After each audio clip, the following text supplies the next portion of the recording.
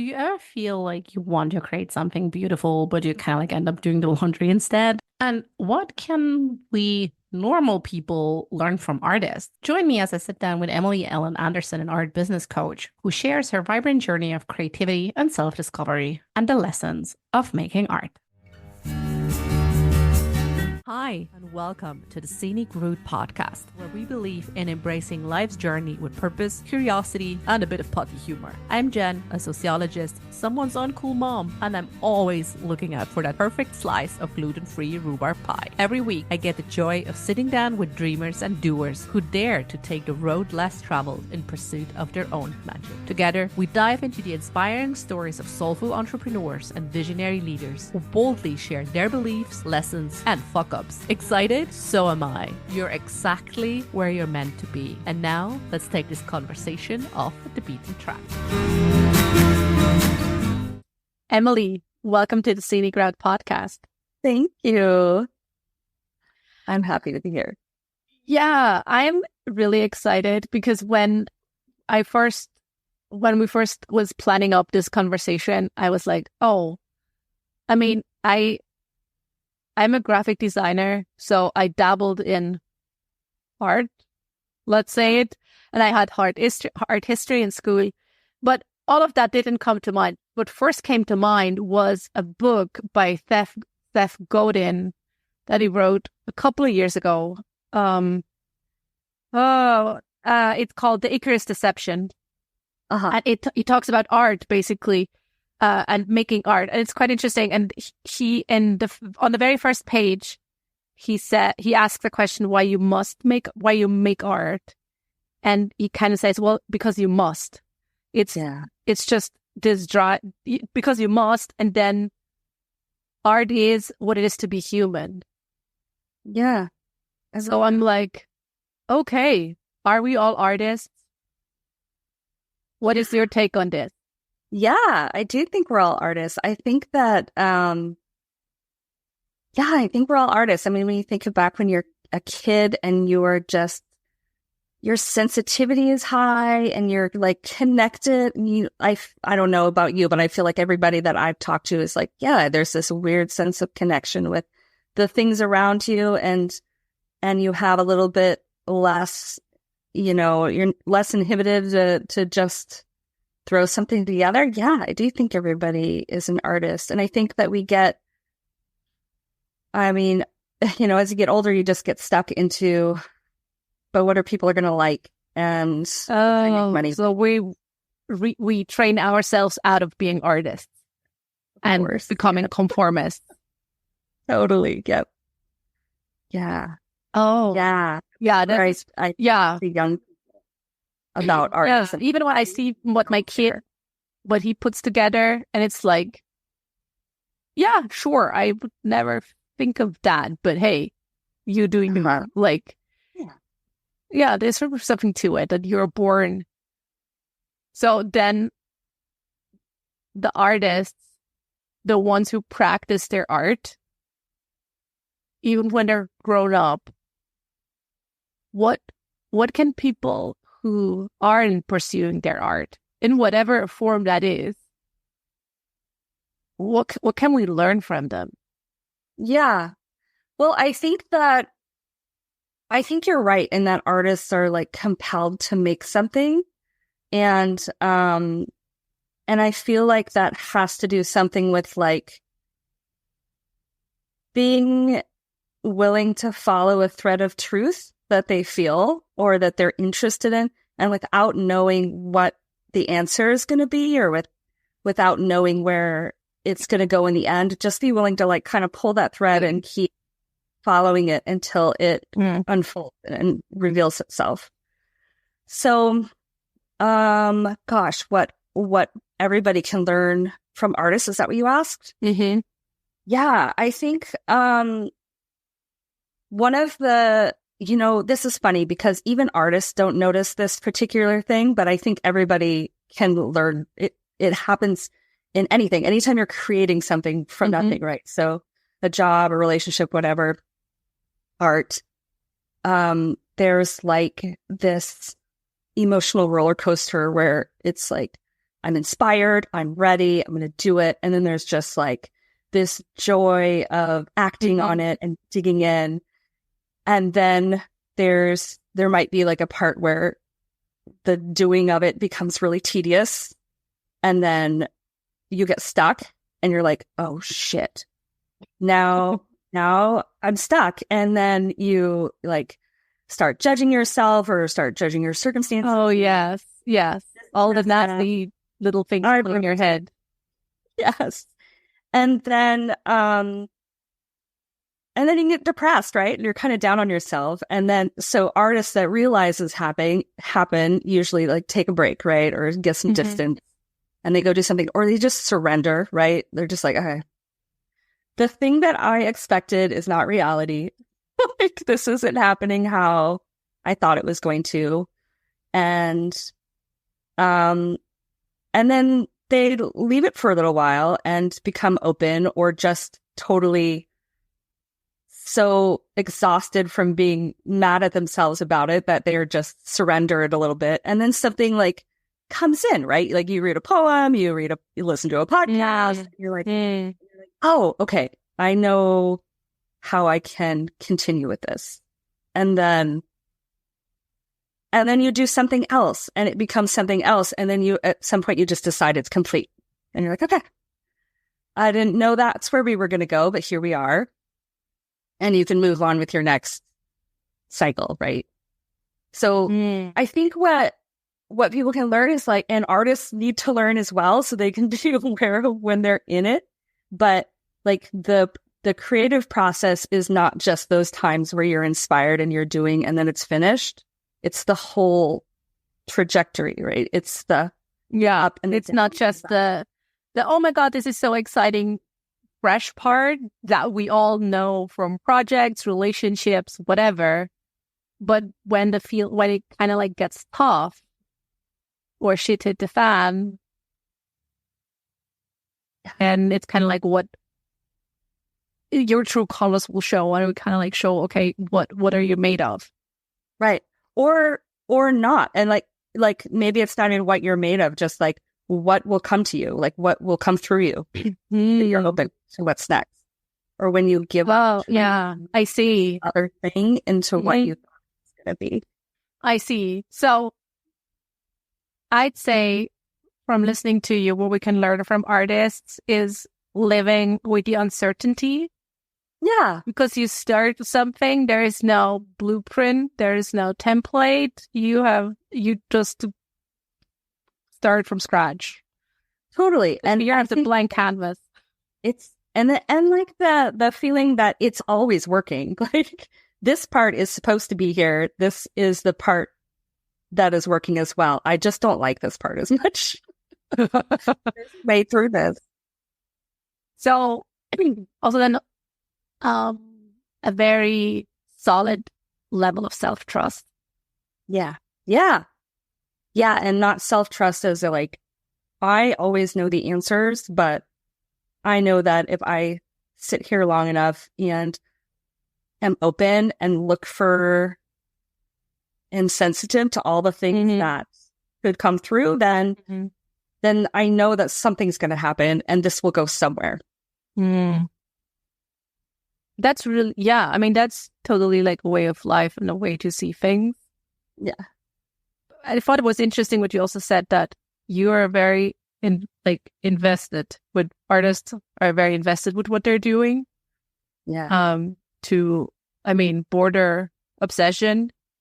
But you said there's a point, and I'm kind of paraphrasing, where you kind of have to let it go, where you have to detach when you're stuck, especially when you're stuck, that you just have to like, okay, I know, but I'm not seeing the way or the next step it's gotta take. So I have to step back and like detach from it, even though it's my art, and see what will happen. Will the art become something? I mean, art is deeply personal, I think. Is there a point where the art becomes like its own persona? Totally. Yeah, I think so. And I think like different artists will have different, oh God, I mean, for different artists have different techniques and whatever. Like, I mean, that's right. that's the game. Yeah, I think so. And I think detaching is one where I think some people will like be in line with the idea of just holding it more gently and rather than pushing it away, but just holding it in a different way. How can we, don't want to say non-artists, but how can people who are not really trained in holding it differently, how can that look like? Because I feel this is such a good way of all aspects of life or business. Whenever you feel, oh, I need to push through, I need to push through with my kid, in parenting my kid, I need to push through with my business, blah, blah, blah, blah. How can we hold something more gently? What are the things or the shifts or the practical tools that you recommend? Let's see. I think that when we're thinking about holding something gently,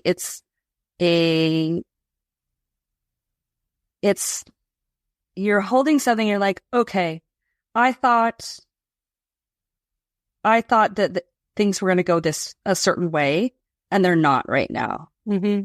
And maybe I was wrong about a lot of things in this situation. Maybe a lot of the places that I thought we were going to go with this, it wasn't where we were ever going to go. And so I think like in terms of holding something more gently, you can start to detangle what was important about that. So why you started in the first place? Right. Why you started in the first place. This kind of reminds me of like, just like claiming your desire or what's important to you in the first place or what your values are. I think, some people they're not as solid in what those are. And so so part of the holding something gently is being able to step back and look at what's really important to you. But some people don't know what those are yet. And I think that this reminds me of a therapist I used to have where he would ask me a bunch of questions. And my first response was like, well, I don't know. This is what I wanted and it's not happening. And I kept saying, I don't know. Mm-hmm. And he would just not say anything and just wait for me to keep talking. And then I would always say the part that I knew after that. Right. And so he's like, Emily, you can just like pause and then say what you do know about it and it will be true. And I think when we're holding something onto something so tight, we want to believe that where we wanted to go was right. And so we don't see it as whatever wasteful time or disappointment or. Yeah. And I think that we can just kind of, just detangle and see what's around it. I feel like in terms of like finding values and seeing what's really important to you, you can, I think women especially are like still stuck with like what should be happening or like what things should look like. Mm-hmm. And instead of giving themselves that pause and being like, okay, like what is true here? Mm-hmm. What's true for me here? Do you have a favorite way or how did you for yourself work out? What are my true values? Or what are my values? What is my North Star? Whatever you want to call it. I think that something actually recently happened where I had like a coach friend over and we were just talking about business and where we wanted to take business stuff. And she was looking at my house and she was like, Emily, do you think that maybe you want to be an artist? And I was just like, oh shit. And I was like, that like hit me so deep and it was like clear. And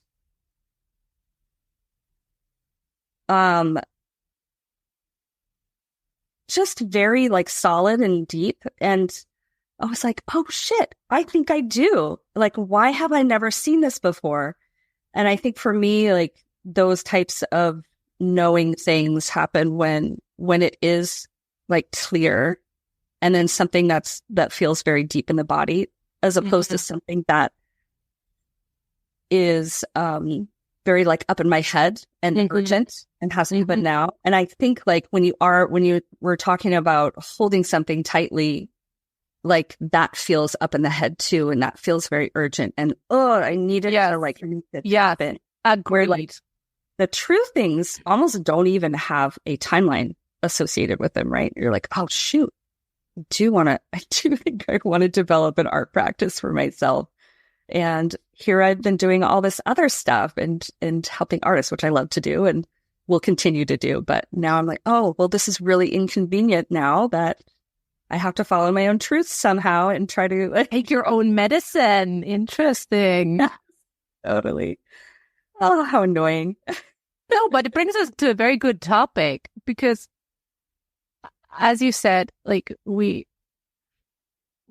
both believe everyone is kind of like born an artist, that it kind of like gets straight out of ourselves. Yeah. The way in we see the world is like gets into right or wrong boxes. Yeah. And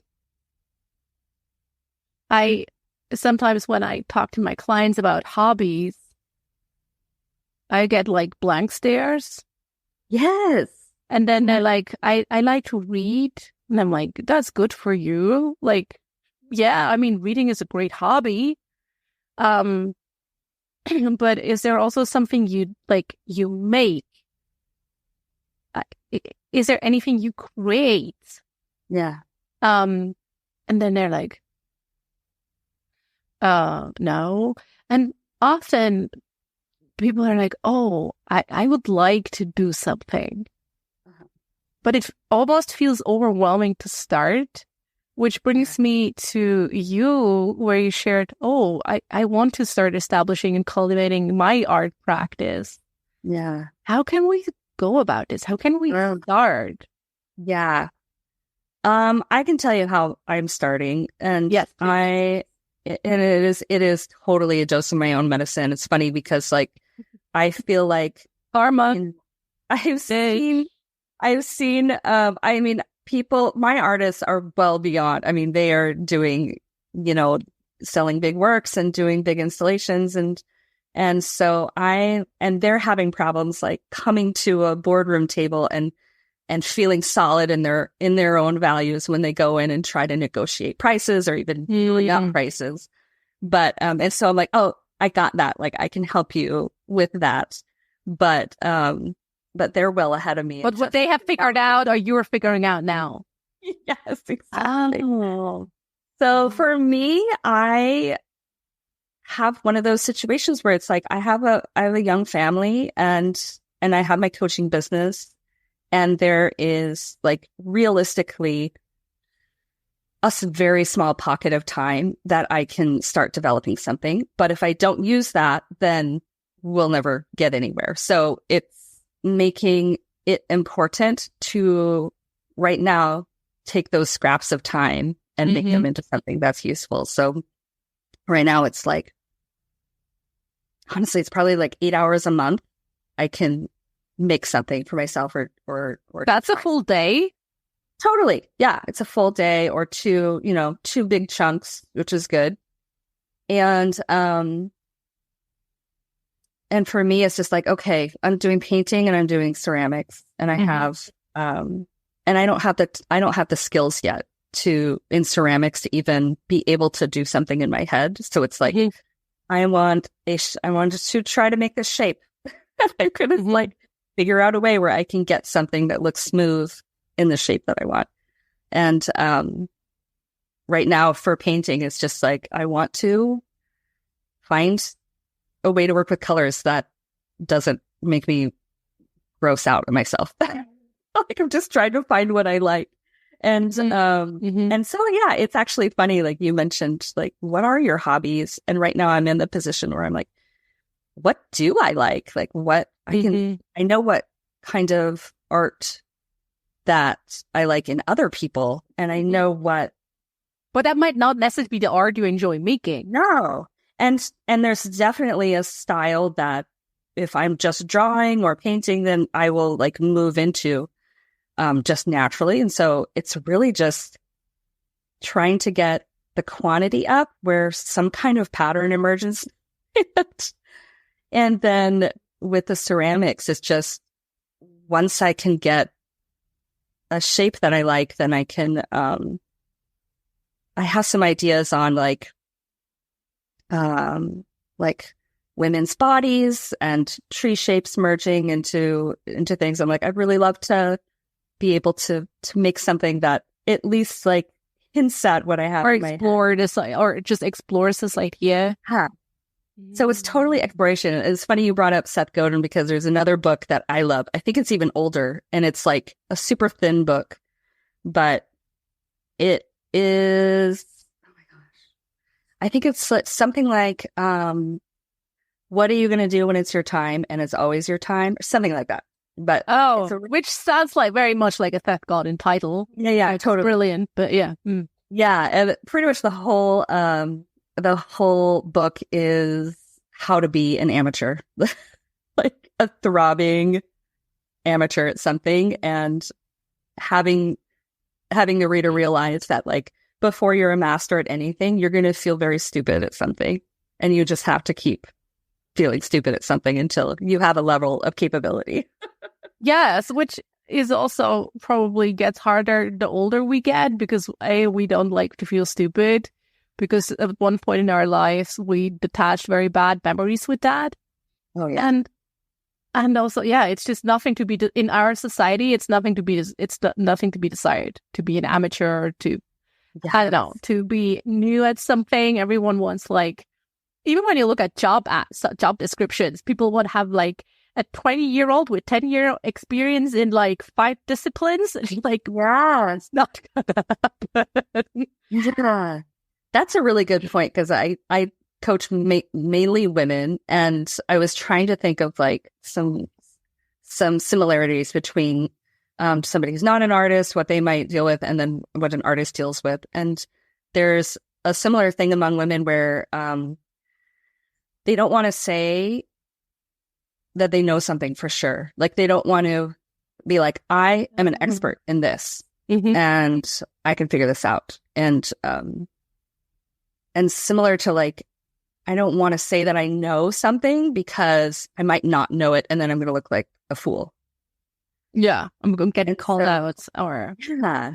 But in those types of situations, like, well, there's always something you do know. And probably one of them is like, I'm the type of person where if I don't know, I'm going to know something, and I'm going to know what questions to ask in order to find people to put something together to find a solution. Yes. And if you're listening and you're ever questioning whether you do know, please, like, believe me. If you're listening to these podcasts, you do know. Like, you're smart enough, you know. Like, otherwise you would have been long gone. Totally. And I know my people. They're like, they don't. They don't know. It's so, and it's really interesting, right? Because you said like you have to set time aside to figure out what you like. Yeah. And that just like brought me back to, my kid is now turning 5 this summer. And it really brought me back to like 2 years ago when he was like turning 3, and the chunks of time got slowly bigger.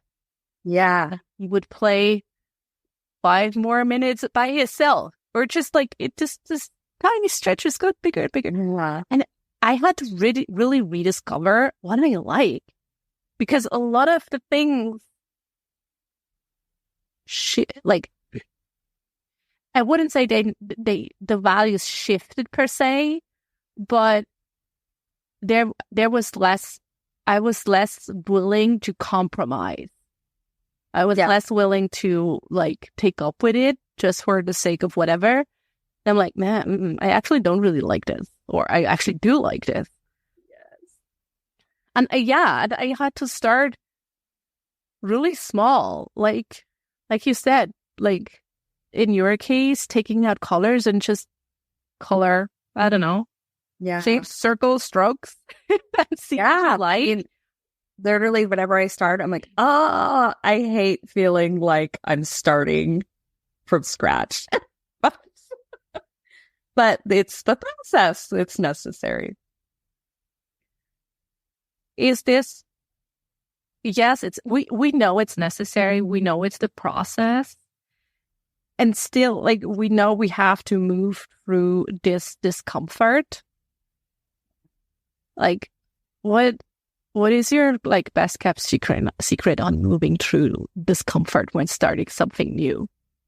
I just think of, like, designing your life, right? Like, I think we get fed or served up, like, this is what your life can look like when you have this kind of job and this kind of family structure, and these are your options. And then you can go on vacations and you can, go to get a cocktail with your friends, and it's going to be great. And I think, like, just once you start traveling and once you start looking at just all the different ways you can be a person or live a life, and all the different ways that something that you like, right in our culture right now, you need a retirement, and then that equals safety. Whereas in other cultures, you just need community, and that equals safety. Yeah. And to 90 in a community where there's still literally no, medical help. So you can just start thinking about, I don't know, what I think about is just like, I definitely don't want to get to the end of my life and regret not having tried. And I also don't want to start trying when I'm 80 and have time. Like, I want. Yeah, but that is granted that you make it to 80, which is not.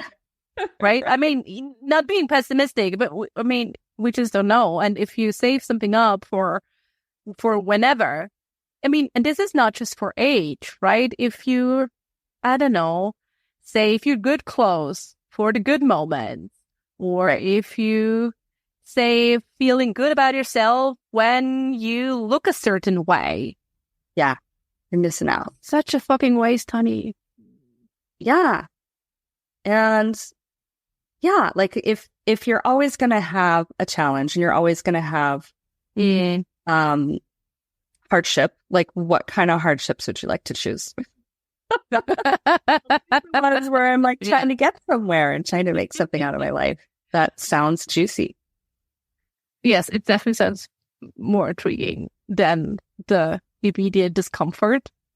Right. But again, we're told in a way that everything that is immediate, it has more urgency or more meaning, is just more present in our minds than anything long term. Totally.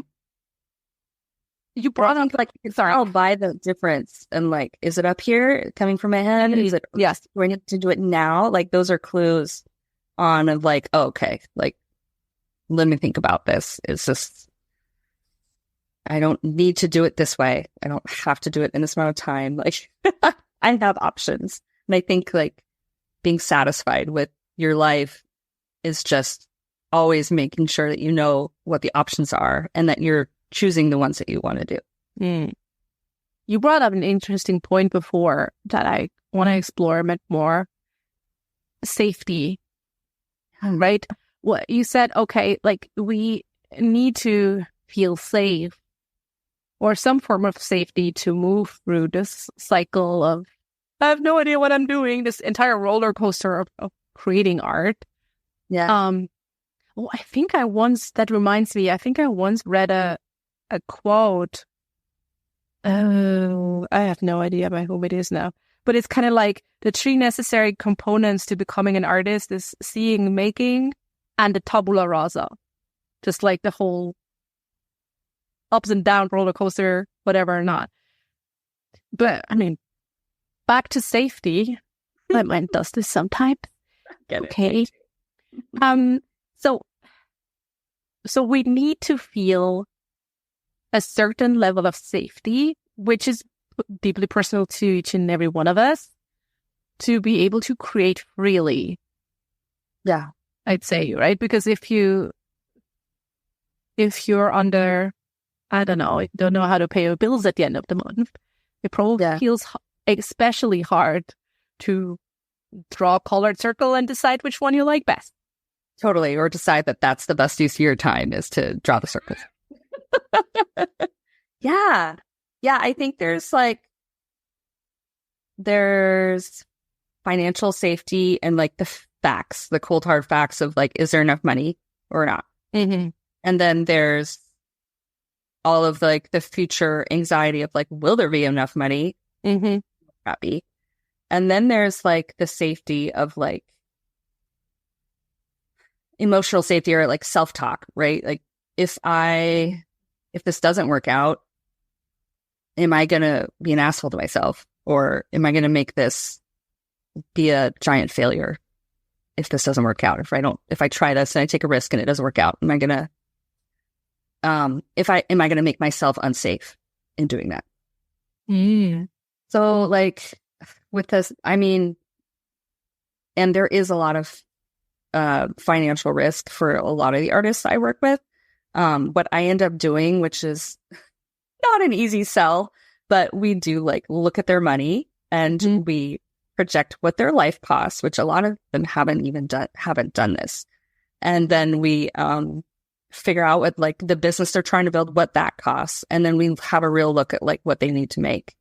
And that will usually change, like be like, oh my gosh, I have to like make in a totally different way if I'm going to like be a person who can be supported by my art to cover all of this in a way that would make me feel safe. But in doing that process, they have outlined what financial safety needs for them.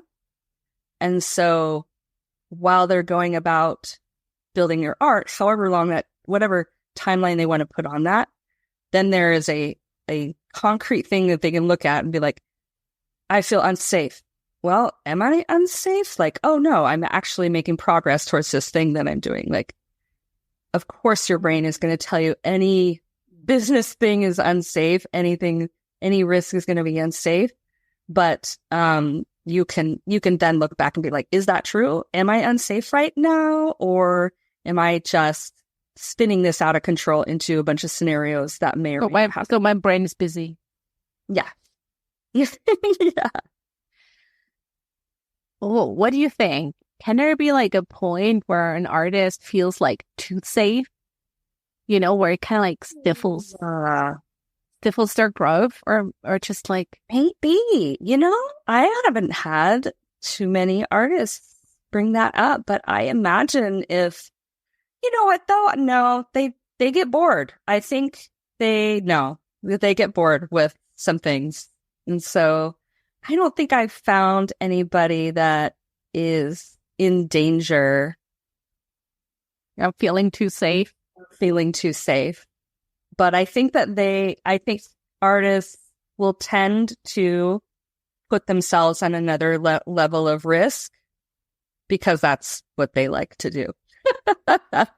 Like in risk in terms of like pushing a new kind of project or exploring a new technique or medium or concept. Yeah. So artists really don't like boredom. Yeah. Yeah.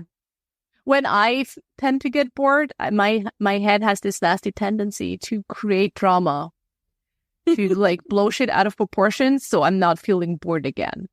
Yeah, maybe I know. I should do something else with that.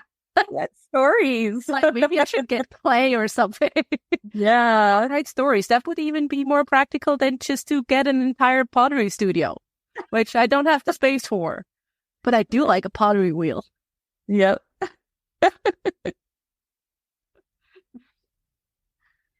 It's really interesting how when we say art, art to make art or to be an artist is human, and we've seen so many traits of like how we deal with uncertainty or detachment, surrender. have so many parallels of how we can hold ourselves as artists, or how we can see ourselves as artists.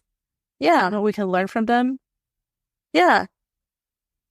Mm. I really see artists as like, and really, I mean, there are people who are not artists running businesses or doing things in their life who think like artists, right? This isn't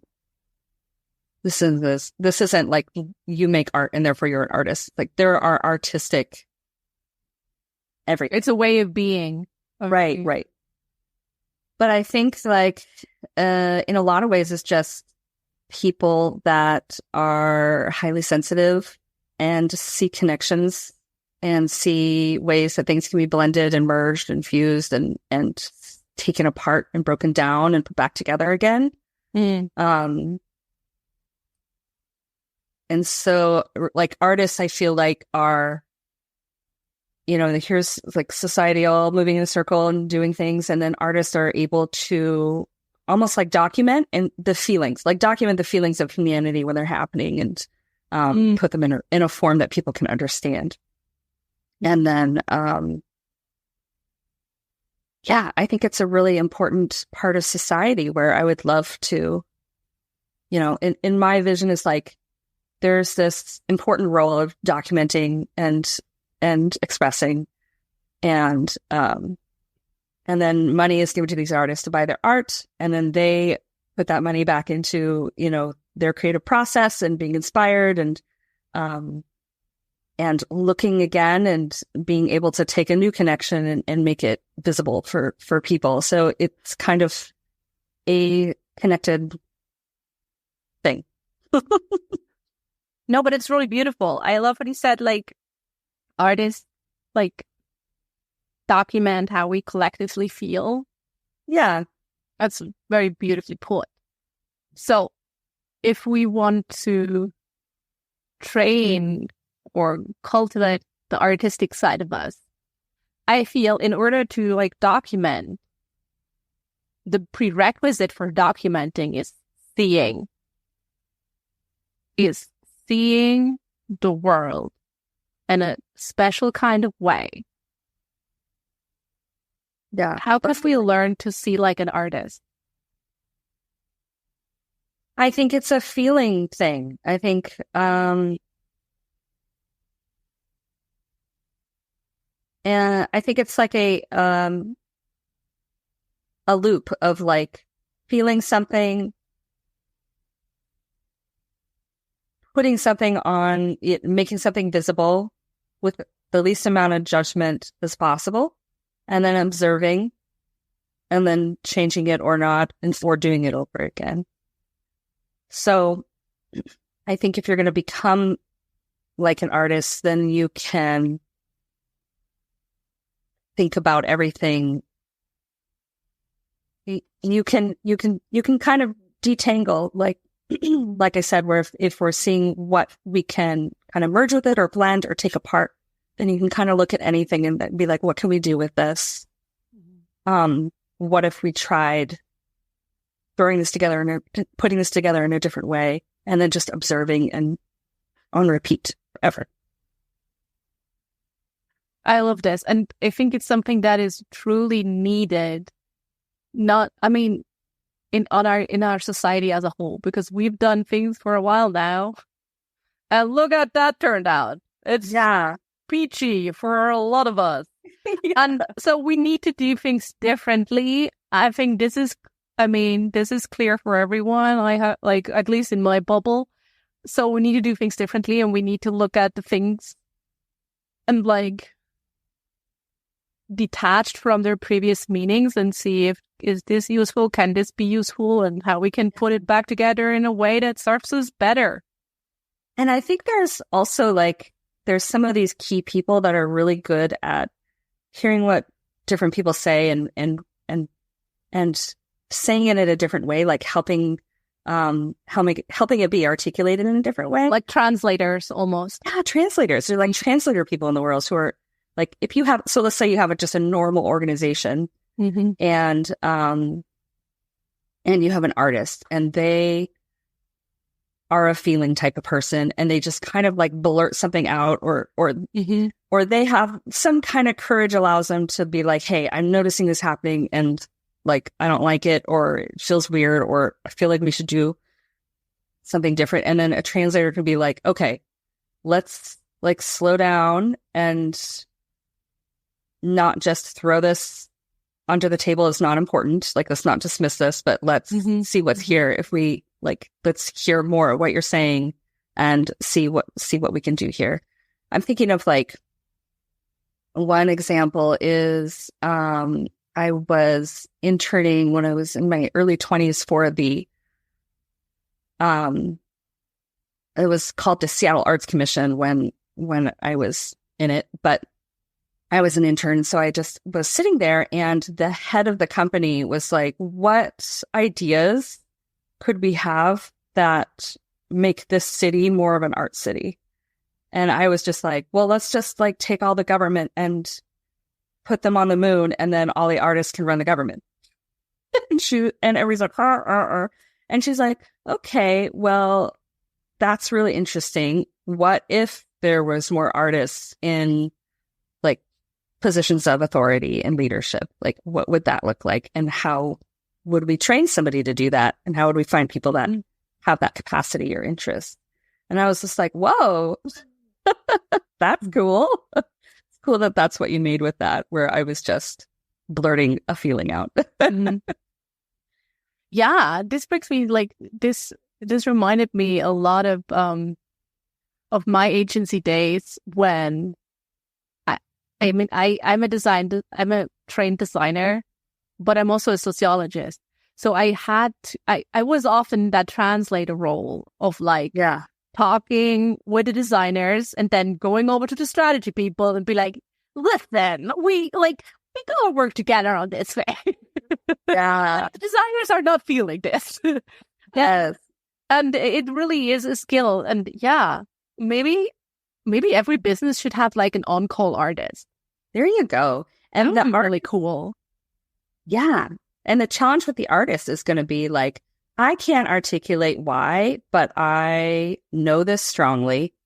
And if we could just slow down for a second and look at this in a different way, then I think it will be better. And so just having the courage to be able to say that is a big leadership step. Oh God. Artistic person in a company. Yeah. And yeah, having a team. I mean, the strategist, and then for the translator, for the person, that role that you were in, the hard part for them is once you go into the strategist, and if they have like more power in the company, and then be like, well, that's a little bit unreasonable, then we'll like slow down the timeline and budget stuff and blah, blah, blah. And so we can't do that. Sorry. And so, yeah, on kind of no, like it would need, I mean, it would need different levels of working together, different no hierarchies for sure. But it's interesting, right? Like sometimes if you ever feel stuck with whatever you're doing, yeah, maybe take on the artist's gaze or artist approach and be like, okay, this is not working. Let's take everything apart. Let's see which of these pieces I like or don't like. And let's see if we can put them together in a new way that I like better, like same or better, and see what happens. Yeah. Like, oh, we were really focused on this. Like, what are we missing? What are we not looking at because we were so focused on this, which obviously is not working. What are we not seeing here? Which, like, as you've said, this happens to every one of us. You didn't see that you're one of your values or desires is to become an artist. Like sometimes the things are so clear. Oh yeah, totally. And then it was so clear. It's like, oh, I've had my full life. I have a sculpture degree and a landscape architecture degree. And I mean, that's like, girl, come on. Like, I know. Well, I was like, oh, I'll do public art because I'm really uncomfortable having my own idea and like just because like I need a client to tell me what they need, and I need a place to put it in. And I feel you. Yes. Yeah. And then, all of these companies, I have been a leader of a company where I hire other artists and I just pull them all together and we all make things together.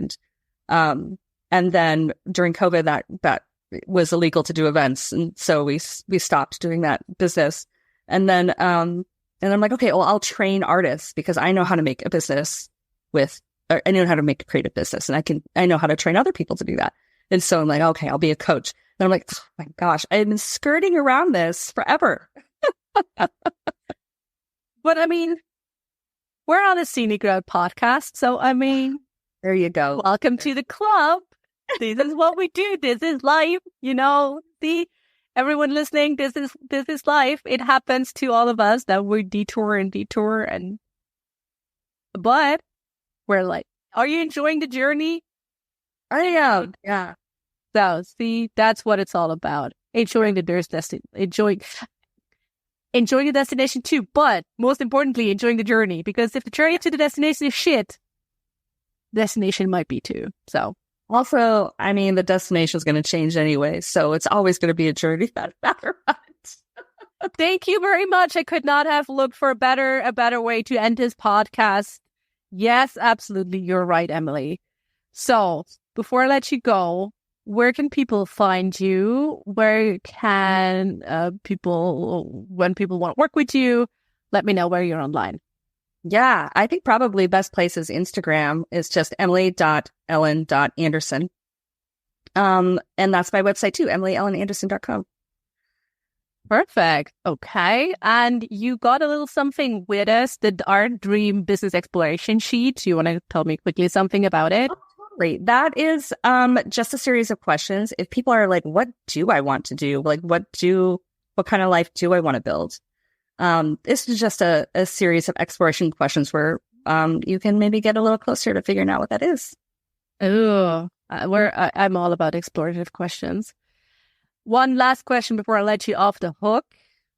What book are you currently reading, or what audiobook are you currently listening to? Oh, dang. Good question. I'm reading 2 books. I usually have 10, but right now I have 2. That's good. Yeah. I'm usually also between 6 and 7 but yeah, sure. 10. You do. You reading Hegitude by Sharon Blackie. Do you know this one? No.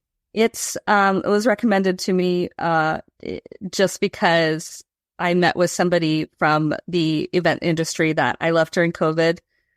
And just the idea of this whole industry just going away and this feeling of grief and unmooredness and what's next and uncertainty. And has to do a lot with perimenopause and menopause and what happens in the later part of your life. So it's called Hegitude. It's totally steeped in old folklore and really good. Ooh. And then when I'm reading, good, yeah. That sounds interesting. She's a poet too, so she's just lovely to listen to. And then the other one is called Other Lands by Thomas Halliday. And he's a paleontologist and he describes extinct worlds, past worlds. I mean, Earth world, past versions of Earth that have gone extinct. And he writes about them as if you're in them and it's happening.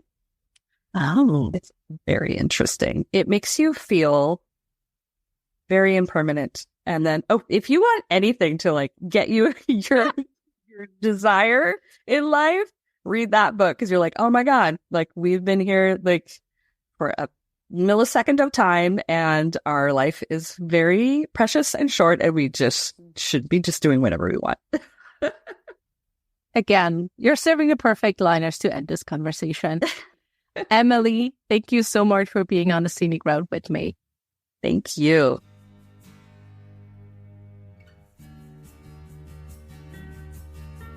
And just like that, we've reached the end of another journey together on the Scenic Route podcast. Thank you for spending time with us. Curious for more stories or in search of the resources mentioned in today's episode? Visit us at scenicroutepodcast.com for everything you need. And if you're ready to embrace your scenic route, I've got something special for you. Step off the beaten path with my Scenic Route affirmation card deck. It's crafted for those moments when you're seeking courage, yearning to trust your inner voice, and eager to carve out a path authentically, unmistakably yours. Pick your scenic route affirmation today and let it support you. Excited about where your journey might lead? I certainly am. Remember, the scenic route is not just about the destination, but the experiences, learnings, and joy we discover along the way. Thank you for being here, and I look forward to seeing you on the scenic route again.